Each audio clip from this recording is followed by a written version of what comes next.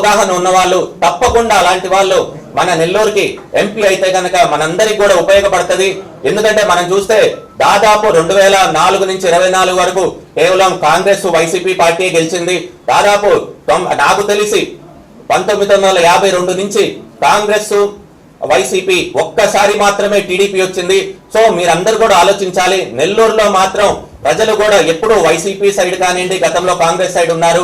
చాలా అవగాహన ఉన్నవాళ్ళు ప్రతి ఒక్కరు కూడా ముందరకు వచ్చి ఈసారి మద్దతు తెలపాలి వైసీపీ పార్టీకి. అదే విధంగా విజయసాయి రెడ్డి గారిని కూడా అత్యధిక మెజారిటీతో గెలిపించుకోవాలని చెప్పి కూడా కోరుకుంటున్నాను. అదే విధంగా ముఖ్యంగా చూసుకుంటే ఆదాల ప్రభాకర్ రెడ్డి గారు కూడా ఎంతో మంచి వాళ్ళు, ఎవరి జోలికి వెళ్లరు, ఎవరిని కూడా ఇబ్బంది పెట్టరు. నెల్లూరు రూరల్ లో కూడా చాలా మంచి పేరుంది. తప్పకుండా విజయం సాధిస్తారు. నాకు గతంలో 2019లో నేను నెల్లూరు రూరల్ లో పోటీ చేస్తున్నాను. అదే విధంగా దాదాపు 1.5 సంవత్సరం నుంచి నెల్లూరు సిటీలో కూడా నేను గడప గడప కార్యక్రమం చేస్తున్నా. నాకున్న పరిచయాలు కానివ్వండి, నాకున్న బంధుత్వం కానివ్వండి, నన్ను నమ్ముకున్న వాళ్ళు కానివ్వండి, నాతో నడిచే వాళ్ళందరికీ కూడా నేను చెప్పి ఓట్ ట్రాన్స్ఫర్ చేసేందుకు నా వంతు నేను కృషి చేస్తాను. అదే విధంగా ఖలీల్ గారు కూడా సిటీలో తప్పకుండా గెలిచేటట్టు నా వంతు నేను కృషి చేస్తాను. ఎందుకంటే ఒక సామాన్యులు అందరికీ అందుబాటులో ఉంటారు.